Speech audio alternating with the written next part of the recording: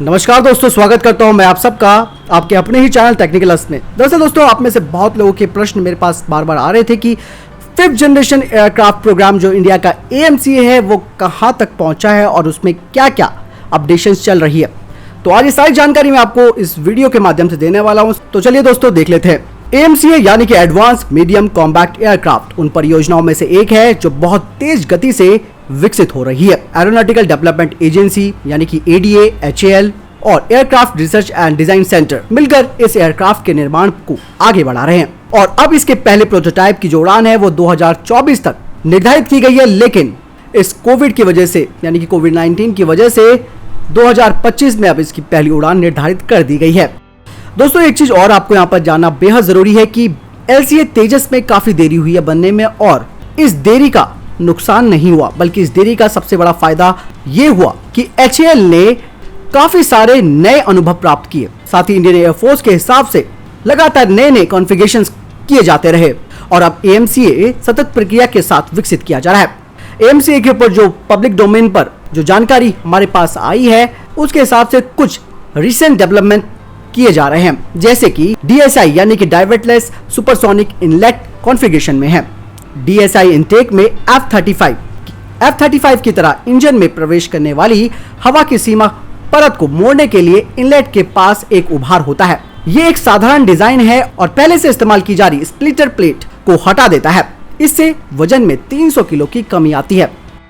अगला कॉन्फ़िगरेशन है S configuration air intake. S intakes का वायु प्रभाव सर्पेंटाइन कॉन्फ़िगरेशन का है। इसका मतलब ये है कि हवा एक S कॉन्फ़िगरेशन में बह जाएगी और कंप्रेसर ब्लेड सामने से दिखाई नहीं देगा और इससे फ्रंटल रडार क्रॉस सेक्शन यानी कि RCS कम होगा, जो कि इसे स्टेल्थ क्षमता प्रदान करेगा।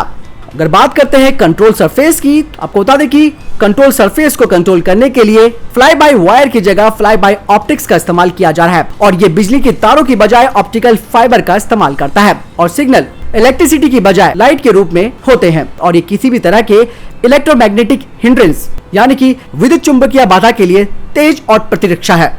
Digital fly bye optic system next generation के डिजिटल फ्लाइट कंट्रोल कंप्यूटर पर आधारित है। इसमें 4 अलग अलग कंप्यूटिंग चैनल के साथ ही इंडिपेंडेंट पावर सप्लाई होगी। बात करते हैं रडार की, तो इसमें आईसा रडार आधारित गैलियम नाइट्रेट है जो कि कम बिजली की खपत करता है लेकिन उच्च श्रेणी और ट्रैकिंग क्षमता प्रदान करता है। वर्तमान में जो आईसा रडार है वो गैलियम आर्सेनाइड पर आधारित है और साथ ही पॉसिबल हो सकता है कि इसमें स्वदेशी रूप से विकसित किया गया उत्तम रडार भी लगाया जाएगा।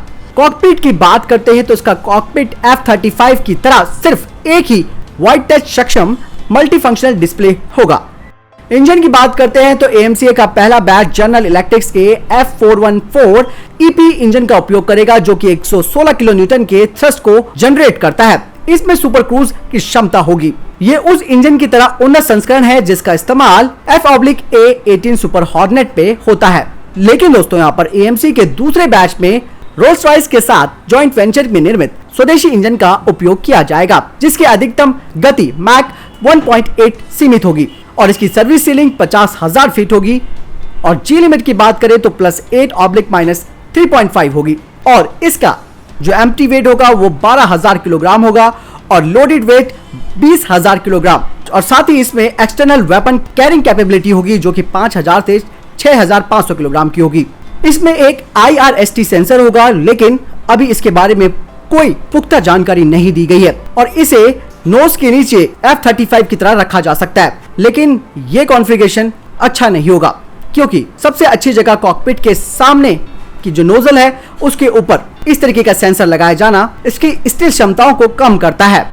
दोस्तों, ये नेक्स्ट जनरेशन का network centric aircraft management system है जिसे DRDO की lab defence electronics application laboratory यानी कि DEL बना रही है। इसमें seamless data fusion, cooperative engagement capability क्षमता होगी।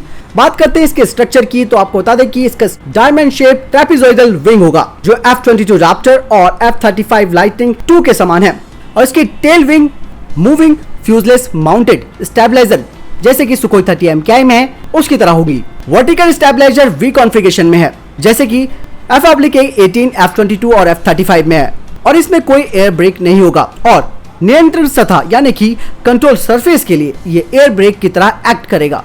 AMCA का इंटरनल वेपन बे में एयर टू एयर और एयर टू ग्राउंड वेपन्स को ले जाने की क्षमता होगी और इंटरनल बे में एक फ्यूल टैंक भी होगा। यह आरसीएस को कम करता है और साथ ही एरोडायनेमिक्स परफॉर्मेंस को इम्प्रूव करता है। इसका फ्यूजलेस एलसीए तेजस की तरह होगा और इसमें रडार एब्जॉर्बेंट मटेरियल की कोटिंग होगी। हैदराबाद में वेम टेक्नोलॉजी प्राइवेट लिमिटेड को इसके तनाव और कंपन परीक्षणों के लिए जमीनी परीक्षण विमान के साथ ही आरसीएस परीक्षण के लिए एएमसीए का 1:1 स्केल मॉडल विकसित करने का काम दिया है और ये भी बताया गया है कि एएमसीए का उत्पादन public private partnership Tata advance system या फिर एल&टी कंपनियों में से एक HAL के साथ भागीदार होंगी जो एएमसीए का उत्पादन हाई लेवल पर करेंगी और बहुत संभव यह है कि सभी भागों को एक निजी कंपनियों के द्वारा बनाया जाएगा और HAL इसमें एक लीड इंटीग्रेटर के रूप में कार्य करेगा। तो दोस्तों ये है एएमसीए के बारे में कुछ विशेष जानकारी जो अपडेशन आया है, खासकर की क्या क्या चेंजेस इसमें हो रहे हैं। बहरहाल दोस्तों इस वीडियो के लिए इतना ही। आपको क्या लगता है आप कमेंट सेक्शन में जरूर लिखकर बताएं। जय हिंद, जय भारत।